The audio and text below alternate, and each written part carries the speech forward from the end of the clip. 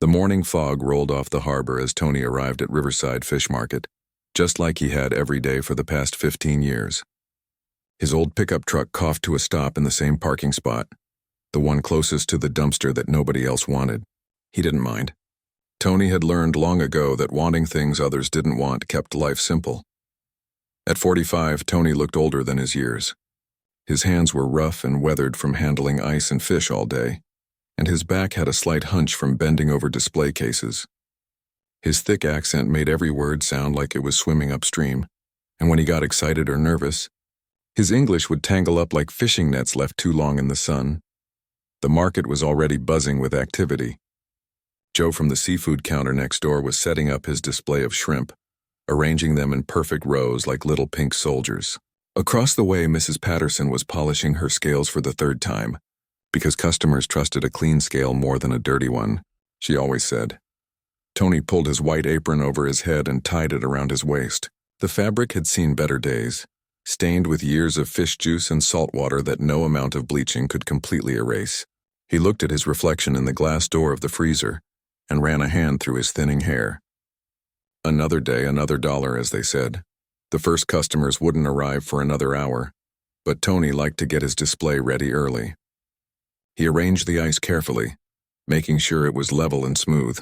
Then came the fish, each one placed just right so the customers could see how fresh they were. Red snapper with their bright eyes still clear, salmon with their silver skin gleaming, cod laid out like they were taking a nap on their bed of ice. As he worked, Tony began to hum. He didn't even realize he was doing it most of the time. The melody just seemed to flow out of him, soft and gentle, mixing with the sound of the ice machine and the distant calls of seagulls outside. The tune was something beautiful, something that made the ordinary work of arranging fish feel almost magical.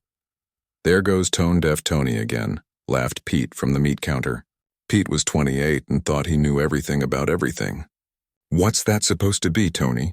"Sounds like a cat getting its tail stepped on." The other vendors chuckled. It was an old joke now, but they never seemed to get tired of it. Tony's humming had become their morning entertainment, something to poke fun at before the real work began. "Maybe he thinks he's some kind of singer," added Rita from the produce section. She was arranging apples in a pyramid, each one polished to shine like a red mirror. "Tony, you should try out for one of those singing shows on TV. They'd love you." The sarcasm in her voice was thick as honey, but twice as bitter. Tony just kept working, his hands steady as he adjusted a piece of halibut. He had learned that responding only made it worse. Better to let them have their fun and move on. "Hey, Tony," called out Danny, the youngest vendor at 19. "What song is that supposed to be?" "I want to request it at karaoke night." More laughter rippled through the market. Danny was showing off for the older vendors, trying to prove he belonged with their crowd. Making fun of Tony was like a membership card to their little club. Tony finally looked up, his dark eyes meeting Danny's for just a moment. "It's just something I remember," he said quietly, his accent making the words sound heavy. "From long time ago." "Long time ago?" Pete jumped on this like a fish on a hook. "What, from the old country? Did your grandmother sing it while she was making pasta?" Even Mrs. Patterson giggled at that one, though she tried to hide it behind her hand. Tony felt heat rise in his cheeks, but he didn't say anything. He just went back to his fish, adjusting them even though they were already perfect. The truth was, Tony did remember the song from long ago, but not the way they thought. Not from his grandmother singing folk songs or workers singing in the fields. He remembered it from concert halls with red velvet seats and crystal chandeliers. He remembered it from practice rooms with perfect acoustics and pianos that cost more than most people made in a year. But he couldn't tell them that. They would never believe him, and even if they did, it would only make things worse somehow. As the morning wore on, more vendors arrived and the teasing continued. It wasn't mean-spirited exactly. At least Tony didn't think it was. They weren't trying to hurt him, just having a bit of fun. But after 15 years of the same jokes, the same nicknames, the same looks when he tried to join their conversations, Tony felt the weight of it all. He was invisible to them except when they wanted someone to laugh at. When they talked about their kids' soccer games or their weekend plans, they talked around him like he wasn't there. But when they wanted to feel better about themselves, when they needed someone to be the butt of the joke, suddenly Tony was the most important person in the market. The first customers began trickling in around 8 o'clock. Mrs. Chen, an elderly woman who came in twice a week, approached Tony's counter with her usual warm smile. "Good morning, Tony," she said. "How are the salmon today?" "Very good, Mrs. Chen," Tony replied, his face brightening. "Fresh from Alaska. Come in yesterday on the morning truck." Mrs. Chen was one of the few customers who treated Tony like a real person. She asked about his fish like she cared about the answer. She said please and thank you. She never made fun of his accent or rolled her eyes when he took a moment to find the right English word. As Tony wrapped up her salmon, he found himself humming again. The melody was different this time, something lighter and happier. Mrs. Chen paused in digging through her purse for her wallet. "That's a beautiful tune," she said softly. "Very lovely." Tony's hands stilled for a moment. No one had ever called his humming beautiful before. He looked up at Mrs. Chen's kind face, searching for any sign that she was making fun of him. But her eyes were sincere, almost curious. "Thank you," he said, finishing the wrapping. "It's just something I remember." Mrs. Chen nodded and took her package. "Music has a way of staying with us, doesn't it? Even when we think we've forgotten it." She paid and left, but her words stayed with Tony for the rest of the morning. As he served other customers and endured more jokes from the other vendors, he thought about what she had said. Music has a way of staying with us. Maybe it did. Maybe that was why he couldn't stop humming no matter how much they laughed. Maybe some things were too important to forget, even when forgetting would make life easier. The clock above Tony's fish counter showed 6:30 when he finally locked up his display case for the day. The market was quiet now, most of the other vendors having left an hour earlier. Tony always stayed late, making sure everything was perfect for tomorrow. Clean ice, fresh arrangements, spotless counters. It was a routine that kept his mind busy. He walked to his old pickup truck, his feet aching after standing on concrete all day. The drive home took him through the older part of town, past brick buildings that had seen better days and small shops with faded signs. He lived above Giuseppe's Italian restaurant, in a tiny apartment that cost most of his weekly earnings. The smell of garlic and tomatoes drifted up from the kitchen below as Tony climbed the narrow stairs to his door. Giuseppe was probably making his famous sauce for tomorrow's lunch crowd. The old man had been kind enough to rent Tony the apartment 15 years ago when he first arrived in America, and he had never raised the rent, even when other landlords in the area doubled theirs. Tony's apartment was small but clean. One bedroom, a kitchen barely big enough for 2 people, and a living room with a window that looked out over the alley. The furniture was simple: a couch from a thrift store, a wooden table with 2 chairs, a television that got fuzzy reception on rainy days. But it was his, and that meant something. He opened the refrigerator and pulled out leftover pasta from Giuseppe's restaurant. Giuseppe always sent food up when Tony worked late, claiming he had made too much and didn't want it to go to waste. Tony knew better.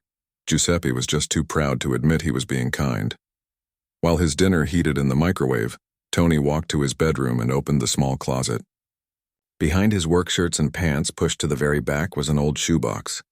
His hands hesitated for a moment before pulling it out. Some days he could ignore it completely. Other days, like today, something pulled him toward it. He sat on his bed and lifted the lid carefully. Inside were photographs, yellowed with age and bent at the corners. Letters written in Italian. A program from a concert, and at the bottom, wrapped in tissue paper, was a small framed picture. Tony held the photograph up to the lamp. The young man in the picture looked nothing like the tired fishmonger who stared back at him from mirrors now. This young man was 19, sitting at a grand piano on a stage. His hair was thick and dark, his face smooth and confident. He wore a black suit that fit perfectly, and his hands were positioned on the keys like they belonged there. The memory came flooding back, as clear as if it had happened yesterday. He was in the concert hall at the conservatory in Milan. The audience was full of professors, students and music lovers who had come to hear the end-of-year performances. Tony had practiced for months for this moment. His piece was Chopin's Ballad No. 1, one of the most challenging works in the piano repertoire. His professor, Maestro Benedetti, had chosen him personally for this performance.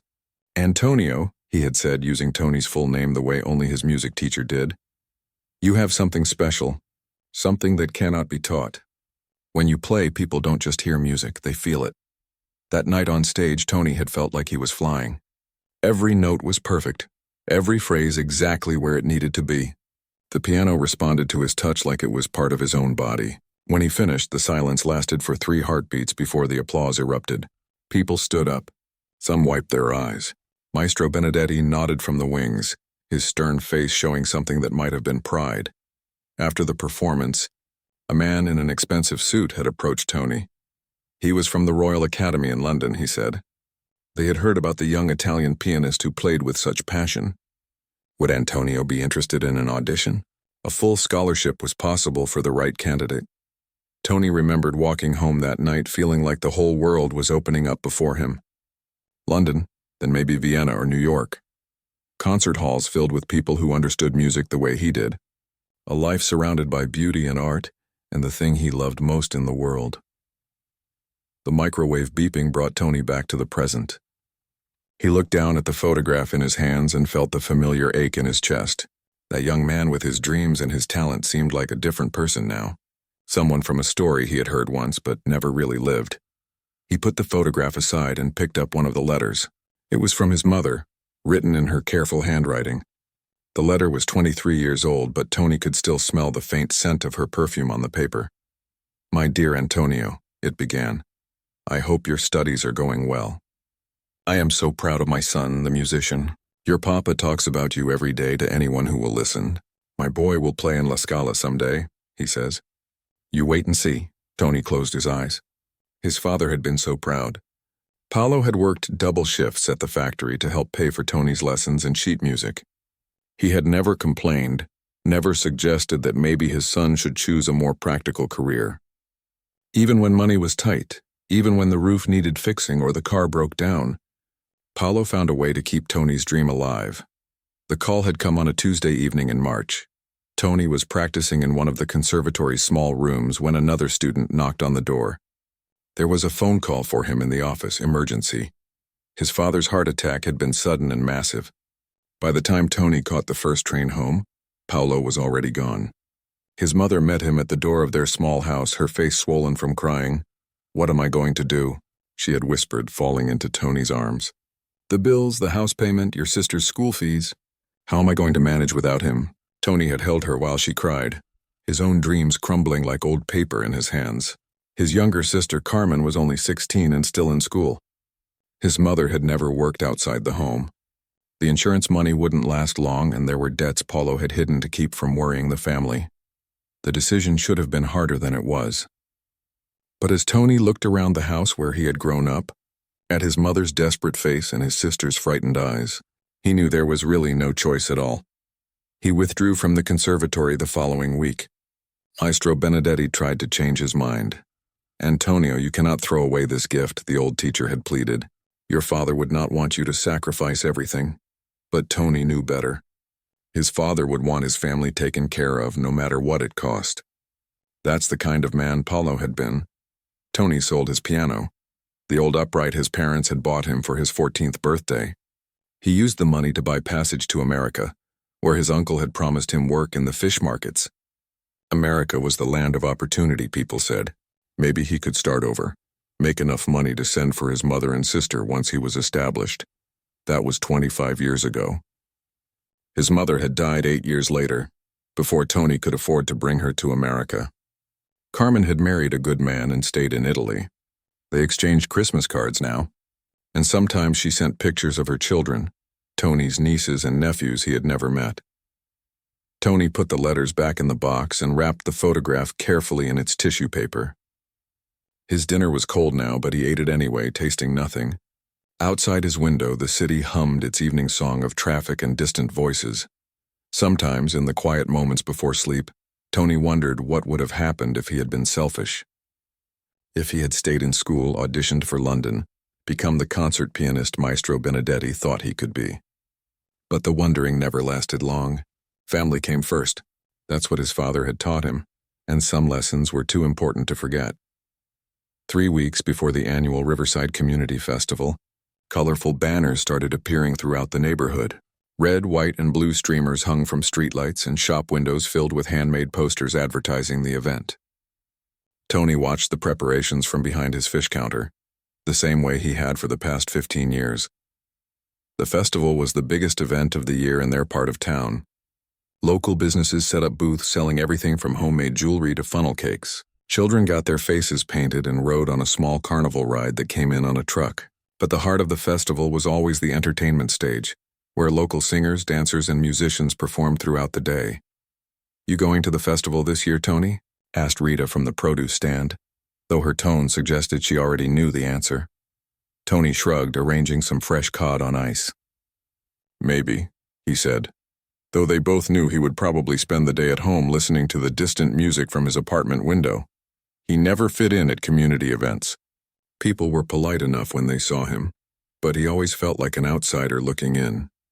Families gathered around picnic tables, kids running between their legs with cotton candy sticky fingers, groups of friends laughing at shared jokes. Tony would buy a hot dog and find a spot by himself, watching other people's happiness from a distance. The festival committee had been planning for months. Helen Rodriguez, who ran the local bakery, was in charge this year. She took the job seriously, arriving at the market early each morning with clipboard in hand, checking on vendors and making sure everything was perfect. "The weather forecast looks good," she told anyone who would listen. "Sunny and 75 degrees. Perfect festival weather." But 2 weeks before the big day, disaster struck. Helen burst into the market on a Tuesday morning, her face pale and her usually perfect hair disheveled. "The pianist canceled," she announced to anyone within earshot. "Food poisoning. She's been hospitalized." The news spread through the market like wildfire. The festival's evening concert was supposed to be the highlight of the event. Local singers had been practicing for months to perform with professional accompaniment. Without a pianist, the whole evening program would fall apart. "What about the music store on 5th Street?" suggested Joe from the seafood counter. "Maybe they know someone." Helen shook her head. "I already called everywhere. It's too short notice. Everyone good is already booked for other events that weekend." Over the next few days, Helen grew more desperate. She made phone calls during her lunch breaks, posted pleas on social media, and even considered canceling the evening concert altogether. The whole festival would still go on, but it wouldn't be the same without music. Tony listened to all this from his corner of the market, feeling sorry for Helen but knowing there was nothing he could do to help. He wasn't part of their world, their community planning and problem solving. He was just the fishmonger who hummed strange tunes while he worked. It was Friday afternoon, 9 days before the festival, when everything changed. Mrs. Chen came in for her usual order, moving slowly through the crowded market with her canvas shopping bag. She stopped at Tony's counter and studied his display of fish with the careful attention she always gave to her purchases. "The salmon looks beautiful today," she said, pointing to a particularly nice piece. Tony smiled and reached for the fish. "Yes, very fresh. Came in this morning from the coast." As he filleted and wrapped her order, Tony found himself humming. It was something he had been thinking about all week, a piece he used to play often during his conservatory days. The melody was complex and beautiful, full of sudden changes and delicate passages that required precise timing. Chopin's Nocturne in E-flat major. One of the most beloved pieces in classical music, and one of the most challenging to play with the proper emotion. Mrs. Chen stopped digging through her purse for her wallet. Her head tilted slightly like a bird listening for a distant sound. Tony didn't notice at first, lost in his own memory of how the piece should sound. His humming grew more confident, following the intricate melody through its most difficult passages. "Excuse me," Mrs. Chen said softly. Tony looked up, suddenly aware that he had been humming out loud. His cheeks reddened. "Sorry, Mrs. Chen, I didn't mean to." No, she interrupted, waving her hand. "Don't apologize. That was Chopin, wasn't it? The Nocturne in E-flat?" Tony's hands stilled completely. In 15 years of working at the market, no one had ever recognized anything he hummed. Most people couldn't tell the difference between Mozart and a commercial jingle. You know this music?" he asked carefully. Mrs. Chen's eyes lit up. "My late husband was a music professor at the university. I spent 40 years listening to his students practice, attending concerts, learning to appreciate classical music. But you weren't just humming that melody. You were phrasing it. Every rubato, every dynamic change, like you really knew the piece." Tony felt something flutter in his chest, a feeling he hadn't experienced in decades. Someone understood. Someone actually heard what he was trying to express. I know it a little, he said, his voice barely above a whisper. Mrs. Chen leaned closer to the counter. Tony, can I ask you something? Do you play piano? The question hung in the air between them. Tony could lie. He had been lying by omission for 15 years, letting people think he was just a simple fishmonger with no education, no talents worth mentioning. It would be easy to shake his head and change the subject. But something in Mrs. Chen's eyes stopped him. She wasn't asking out of curiosity or to make conversation. She was asking because she had heard something in his humming that meant something to her. A long time ago, he said finally. In Italy before I come to America. How long ago? Tony hesitated. 25 years. Maybe more. Mrs. Chen nodded slowly like she was putting together pieces of a puzzle. Tony, this might sound crazy, but the festival committee is desperate for a pianist. Their regular performer got sick and canceled. Would you consider helping them out? Tony's first instinct was to laugh. The idea of him performing at the community festival, in front of all the people who had spent years making fun of his humming, was absurd. They would think it was some kind of joke. Mrs. Chen, just think about it, she said, paying for her fish and preparing to leave. I know Helen Rodriguez pretty well. She's on my book club committee. I could talk to her if you're interested. After she left, Tony stood behind his counter in a daze. Other customers came and went, but his mind was somewhere else entirely. His fingers, almost without his permission, began moving against the cool metal of the counter, playing invisible keys. The muscle memory was still there, even after all these years. His hands remembered the weight of the keys, the precise pressure needed for soft passages, the powerful attack required for dramatic moments. But remembering how to move his fingers and actually performing in front of people were two completely different things. That evening, Tony sat in his apartment with his old shoebox of memories spread out on his kitchen table. He picked up the photograph of himself at 19, confident and ready to take on the world. Could he really do it again? Could he sit down at a piano in front of his whole community and play music that had been locked inside him for 25 years? The next morning, Mrs. Chen was waiting for him when he arrived at the market. She had Helen Rodriguez with her.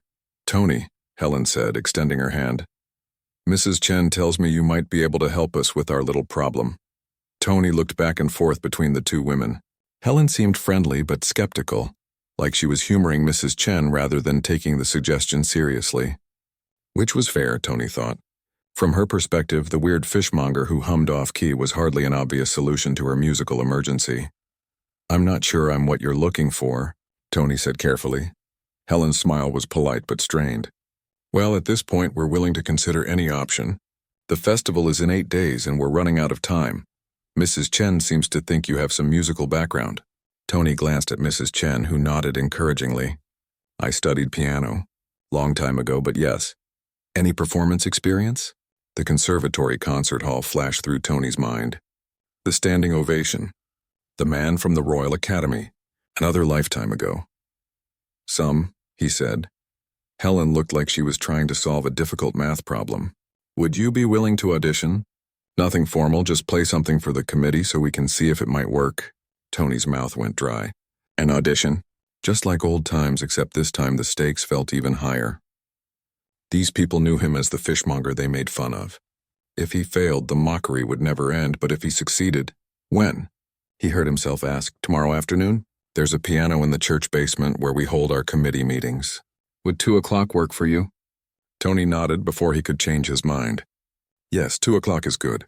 As Helen walked away, looking relieved to have at least found someone willing to try, Mrs. Chen lingered at Tony's counter. You're nervous, she observed. Terrified, Tony admitted. She smiled. Good musicians usually are. It means you care about doing it right. That afternoon, Tony closed his counter early and drove to the old music store downtown. In the back corner, covered with dust, sat an old upright piano that the owner said still worked. Tony asked if he could play it for a few minutes, and the owner, curious about why the fishmonger wanted to try his piano, said yes. Tony lifted the lid and pressed middle C. The note was slightly out of tune, but it still sounded like home. He placed his hands on the keys and began to play the Chopin nocturne he had been humming for Mrs. Chen. The music flowed out of him like water finding its way downhill. 25 years of silence broke apart as his fingers remembered their purpose. The melody sang. The harmony supported it perfectly, and for 4 magical minutes, Tony wasn't a fishmonger anymore. He was a musician, and tomorrow he would find out if anyone else could hear it too. The day of the Riverside Community Festival dawned bright and clear, just as the weather forecast had promised. Tony woke up before his alarm, his stomach twisted into knots that felt tighter than fishing nets.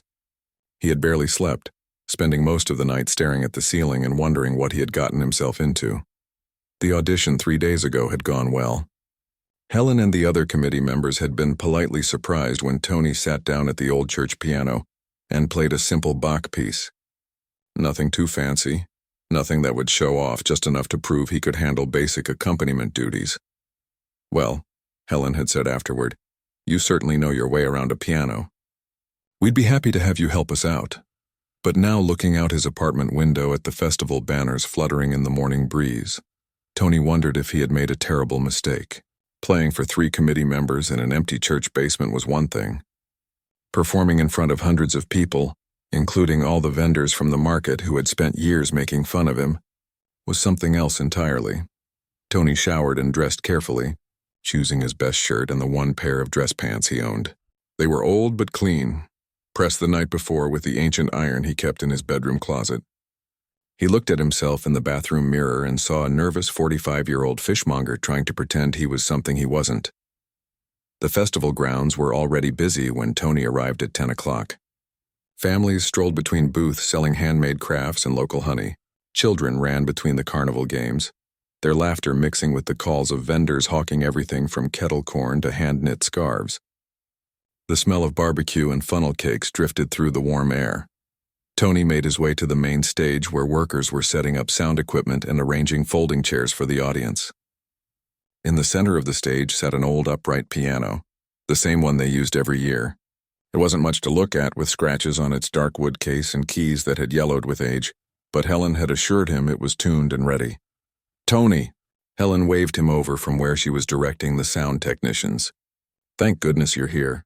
We're running a little behind schedule, but everything should be ready by the time the evening concert starts." The evening concert. Tony's part in the festival wouldn't begin until 7 o'clock, when the sun was starting to set and families had finished their day of carnival rides and cotton candy. He had 6 hours to wait and worry. Tony wandered through the festival trying to calm his nerves. He bought a hot dog from a booth run by the local fire department and found a spot at a picnic table where he could watch the activities without drawing attention to himself. But it was hard to stay invisible when people from the market kept walking by. "Hey, look who's here," Pete from the meat counter said loudly as he passed with his wife and kids. "It's tone-deaf Tony out enjoying the festival." Pete's wife elbowed him in the ribs. "Don't be mean," she whispered, but she was smiling when she said it. Danny, the youngest vendor, spotted Tony from across the food court. "Tony," he called out, waving like they were old friends. "I heard you're playing piano tonight. That should be interesting." The way Danny said interesting made it clear he expected Tony to embarrass himself spectacularly. Other people nearby turned to look, and Tony felt his cheeks burn with embarrassment. Word had spread through the market community that the weird fishmonger was going to attempt to play music at the festival. Most people seemed to think it would be entertaining, but not in the way Helen had hoped.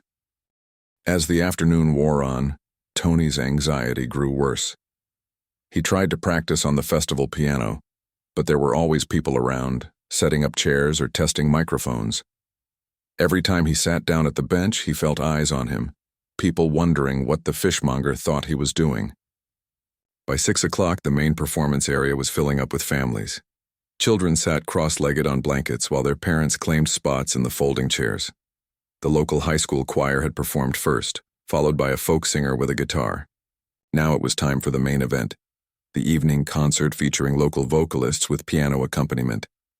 Helen found Tony backstage, which was really just a small area behind the stage blocked off with curtains.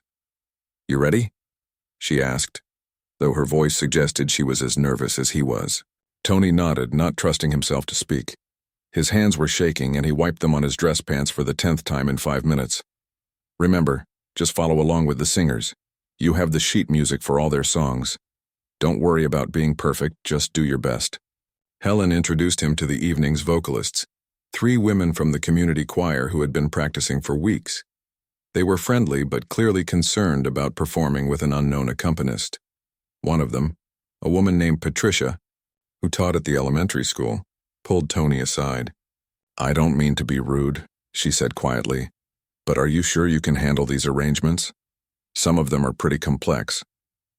Tony looked at the sheet music she handed him. The songs were challenging, full of key changes and intricate piano parts that would require real skill to play well. His confidence, already shaky, dropped another notch. "I'll do my best," he said. As 7 o'clock approached, Tony could hear Helen on the microphone, welcoming everyone to the evening concert. The audience applauded politely. Then came the moment he had been dreading. "Ladies and gentlemen, please welcome our accompanist for this evening, Tony from Riverside Fish Market." There was scattered applause mixed with murmurs and a few snickers from the crowd. Tony walked onto the stage, his legs feeling like rubber. Under the bright stage lights, he could see faces in the audience clearly. There were Pete and Rita from the market sitting in the 3rd row with expressions of barely contained amusement. Danny was near the back, his phone already out and ready to record whatever embarrassing thing was about to happen. Mrs. Chen sat in the front row, her face kind and encouraging. She gave him a small nod as he sat down at the piano bench. Tony adjusted the height of the bench and looked at the sheet music for the first song. His hands were trembling so badly he could barely read the notes. The first singer, Patricia, took her place beside the piano and smiled nervously at the audience. "Our first song tonight is Amazing Grace," Helen announced. Tony placed his fingers on the keys and began the opening measures. The notes came out, thin and shaky, and he stumbled slightly on the transition to the second measure.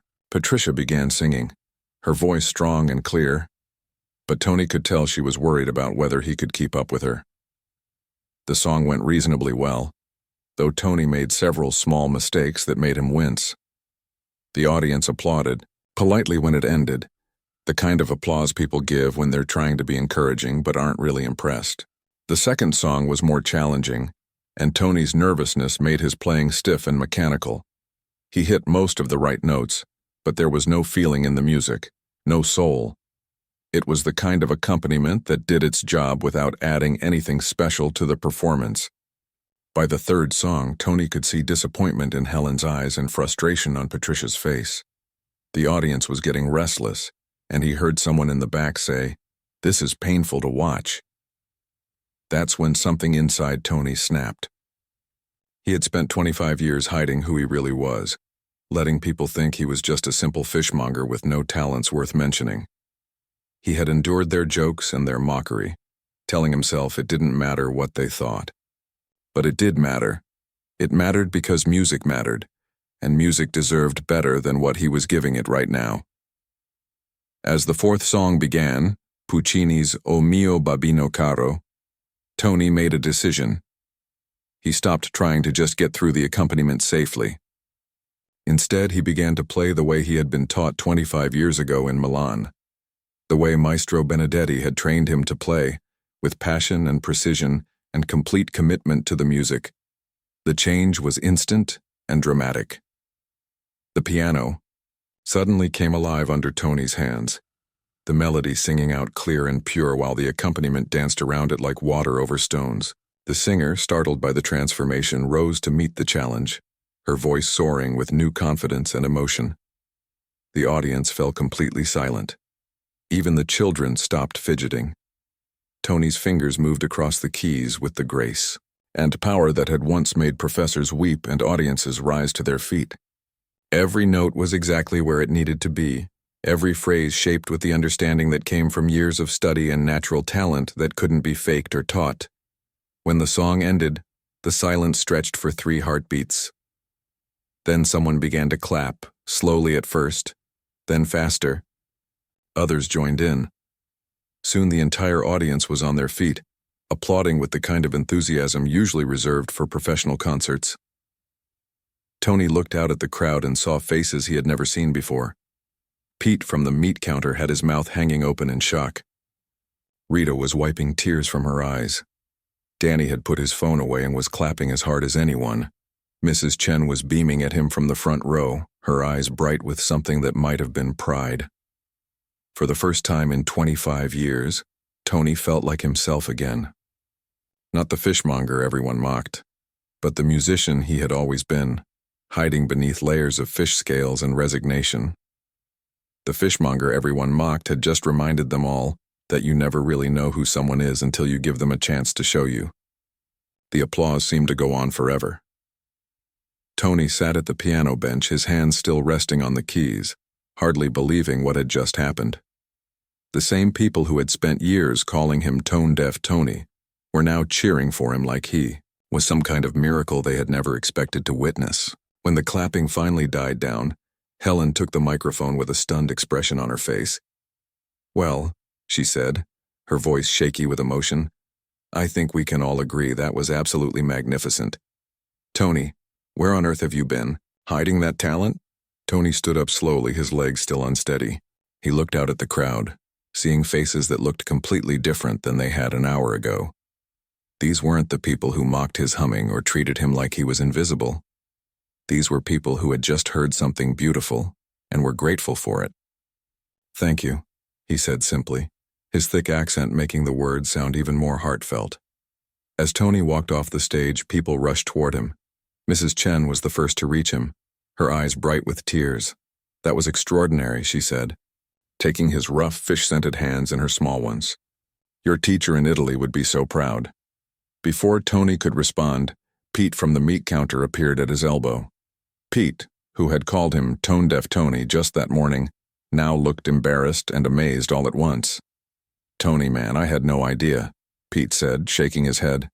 "I mean, no idea at all. That was like something you'd hear at Carnegie Hall or something." Other people crowded around, all wanting to shake Tony's hand or tell him how much the music had moved them. Rita from the produce stand had mascara streaks down her cheeks. "I've never heard anything so beautiful in my life," she said. "Tony, I owe you such an apology, we all do." Danny, the young vendor who had been ready to record Tony's embarrassment on his phone, pushed through the crowd with a guilty expression. "Tony, I'm so sorry about all the jokes and everything. I feel like such an idiot. You're like a real musician, a professional." Tony felt overwhelmed by all the attention, but also something else he hadn't experienced in 25 years. Acceptance. These people were seeing him for who he really was, maybe for the first time ever. The rest of the evening concert continued, but nobody seemed to care much about the other performances. People kept coming up to Tony, asking questions about where he learned to play, whether he gave lessons, if he would perform at their church or their daughter's wedding or their anniversary party. Giuseppe, his landlord from the Italian restaurant, appeared with tears streaming down his weathered face. "Antonio," he said, using Tony's full name. "Your papa, he would be so proud, so very proud." It turned out Giuseppe had known all along about Tony's musical background. 25 years ago, when Tony first arrived in America with nothing but a suitcase and a broken heart, Giuseppe had recognized the sadness of a man who had given up his dreams for his family. "I always hoped someday you would play again," Giuseppe said. "Music like yours, it cannot stay silent forever." As the festival wound down and families began packing up their blankets and folding chairs, Helen approached Tony with an excited expression. "Tony, I have to ask, would you be interested in teaching? Piano lessons? The community center has been looking for a music instructor for months. After tonight, I think you'd have students lined up around the block." Teaching. Tony had never considered it, but the idea sparked something inside him. He thought about young people learning to love music the way he had, about sharing the gift that Maestro Benedetti had given him so many years ago. I would like that," he said. The next morning, Tony arrived at the fish market to find everything had changed. Instead of jokes and mockery, people greeted him with respect and genuine warmth. Joe from the seafood counter, who had never said more than good morning to Tony in 15 years, walked over with a big smile. "My daughter plays piano," he said. "She's been taking lessons at the music store downtown. But after last night, I'd love for her to study with you. You're the real deal, Tony." Throughout the day, customers approached Tony's counter not just to buy fish, but to compliment his performance. Several asked about piano lessons for their children. The elderly woman who ran the flower stand across the market told him she hadn't been moved by music like that since her late husband used to take her to the symphony. But the biggest surprise came at lunchtime, when a well-dressed woman in her 30s approached Tony's counter. She introduced herself as Jennifer Walsh, a reporter for the local newspaper. "Mr. Tony," she said, "I was at the festival last night, and I have to say, your performance was remarkable. I'd love to write a story about you if you'd be willing to talk." Tony hesitated. He had spent so long trying to be invisible that the idea of a newspaper story felt frightening. But Jennifer seemed kind and genuine, and something told him this might be important. The article appeared in the Sunday edition of the paper 3 days later. The headline read, "Hidden Talent, Local Fish Merchant's Musical Gift Astounds Festival Audience." The story told Tony's tale with sensitivity and respect, explaining how a promising young pianist from Italy had sacrificed his dreams to care for his family, only to rediscover his gift 25 years later. The response was immediate and overwhelming. Tony's phone, which usually only rang when his sister called from Italy, began ringing constantly. People wanted piano lessons, yes, but also much more. The music director at the downtown church asked if he would consider becoming their accompanist. A local wedding planner wanted to know if he was available for ceremonies. The community college inquired about him teaching an adult music appreciation class. Most surprising of all was the call from David Chen, Mrs. Chen's grandson who worked in the music business in the city. "Mr. Tony," David said, "my grandmother told me about your performance. I manage several classical musicians, and I'd love to discuss some opportunities with you. Nothing huge, but there are venues that would love to book a pianist with your level of skill." 2 months after the festival, Tony's life had transformed completely. He still worked at the fish market. Giuseppe had offered him the downstairs space in the restaurant for piano lessons, so he could keep his day job while building his music career. 3 afternoons a week, children and adults came to learn from the man they now called Maestro Tony. His first real concert was at the downtown library, a small intimate setting where he played Chopin and Bach for an audience of about 50 people. Mrs. Chen sat in the front row, beaming with pride. Pete and Rita came, along with most of the other vendors from the market. But this time they weren't there to laugh. They were there to support their friend. The local newspaper covered that concert too, and word began to spread beyond their small community. Tony received invitations to play at other venues, at charity events, at small concert halls in neighboring towns. Nothing like the Carnegie Hall career he might have had as a young man, but something better in its own way, a chance to share his gift with people who truly appreciated it. 6 months after the festival, Tony received a letter that made him sit down hard in his kitchen chair. It was from the conservatory in Milan, written in Italian by his old professor's successor. Someone had sent them the newspaper article about Tony's rediscovered career. "Dear Antonio," the letter began, "we would be honored to invite you to perform at our annual alumni concert. Your story has inspired many of our current students, showing them that music is not just a career, but a lifelong companion that never truly leaves us." Tony held the letter in his trembling hands and thought about his 19-year-old self, so confident and full of dreams. That young man had thought success meant concert halls and international acclaim. But now Tony understood that success was something different. It was using your gifts to bring joy to others, no matter how humble the setting.